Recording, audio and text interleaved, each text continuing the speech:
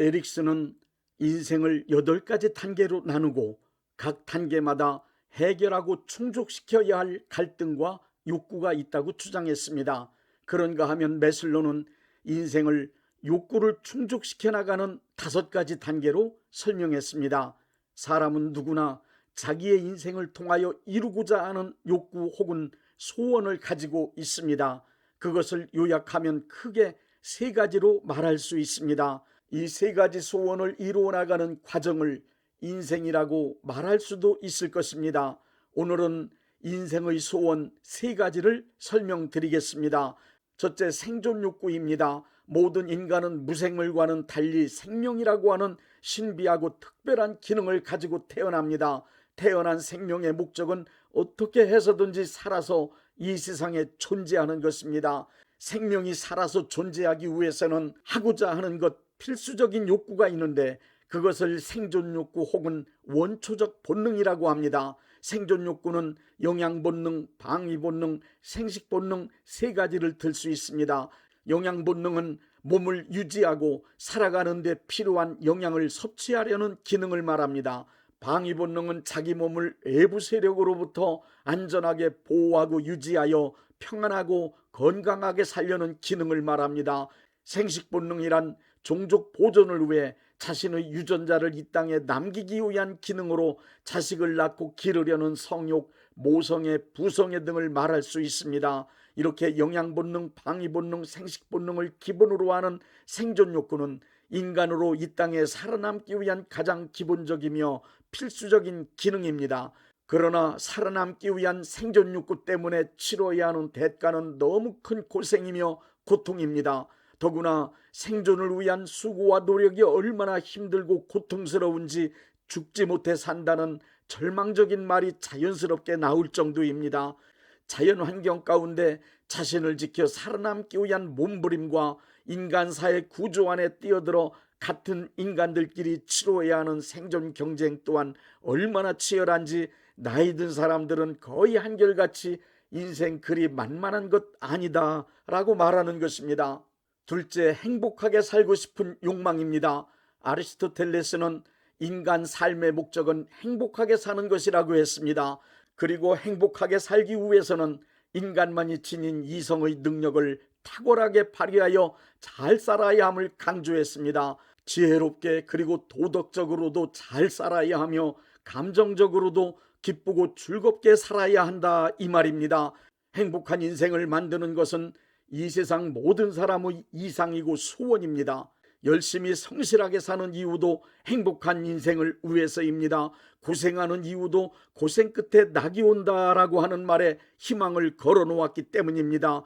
기본적인 생존 욕구가 충족되고 나면 사람들은 거기에 만족하지 않고 그 이상의 단계인 행복한 인생을 만들어 보려고 더 많은 수고와 노력을 합니다. 사람마다 생각하고 기대하는 행복의 종류나 목표는 각기 다 다르지만 행복은 모든 사람의 인생 목표임에 틀림없습니다. 그러나 삶을 돌아볼 때 행복한 인생을 만들기 위해 피투성이가 되도록 치열하게 살았지만 행복한 시간보다 불행한 시간이 많았습니다. 과거의 삶에서 겪었던 고통스러웠던 기억을 눈물 흘리며 말할 수밖에 없는 것이 우리 인생의 이력입니다. 행복해 보이는 사람조차도 나는 행복하다고 자신 있게 말할 수 있는 사람 그리 많지 않습니다. 통계적으로도 행복한 사람보다 불행한 사람이 훨씬 더 많습니다. 행복한 인생을 만들고 싶지만 행복한 인생이 그리 쉽게 만들어지지 않습니다.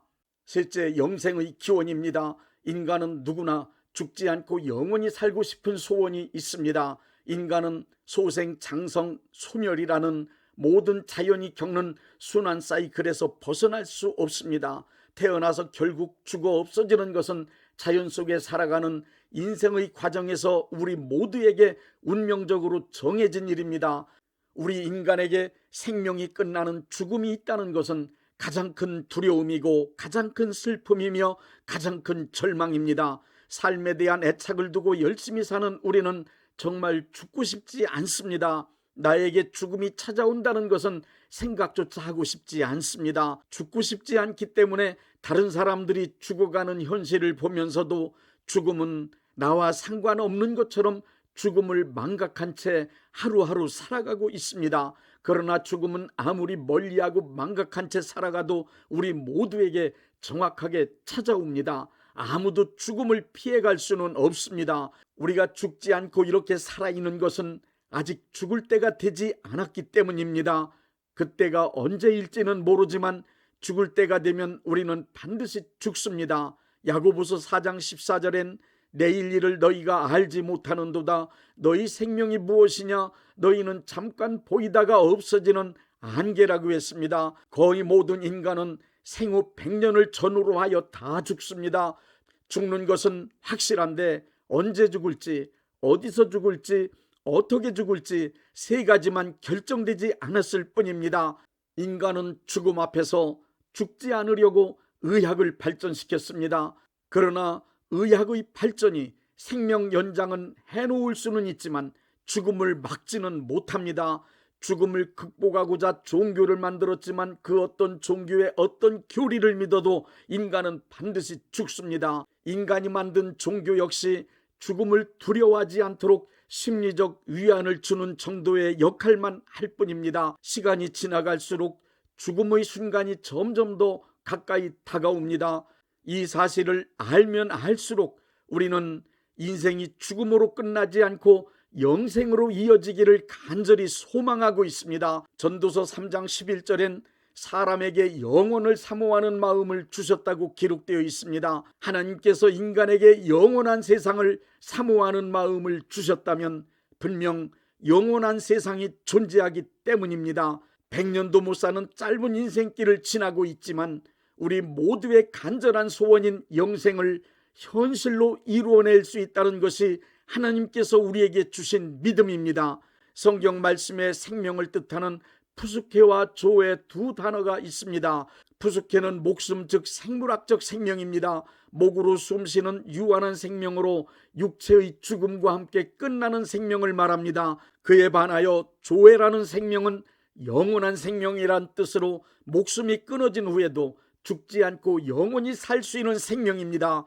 조에란 하나님께서 인간을 처음 창조하셨을 때 주셨던 생명, 예수님께서 부활하신 후 예수님을 믿는 이들에게 나누어 주신 생명, 물과 성령으로 거듭난 생명, 영원히 죽지 않은 생명을 말합니다.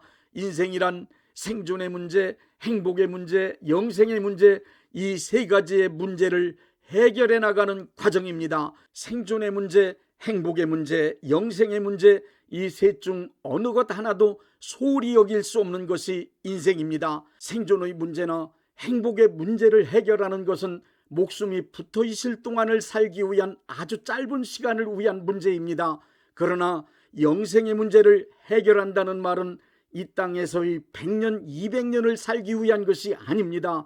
영생의 문제를 해결한다는 말은 영원한 차원의 세계인 하나님의 나라에서 죽지 않고 영원히 살 수 있는 생명을 얻는다는 말입니다. 우리가 살고 있는 이 시간과 우리가 살고 있는 이 공간을 초월한 영원한 차원의 세계가 존재하는 것을 믿으십니까?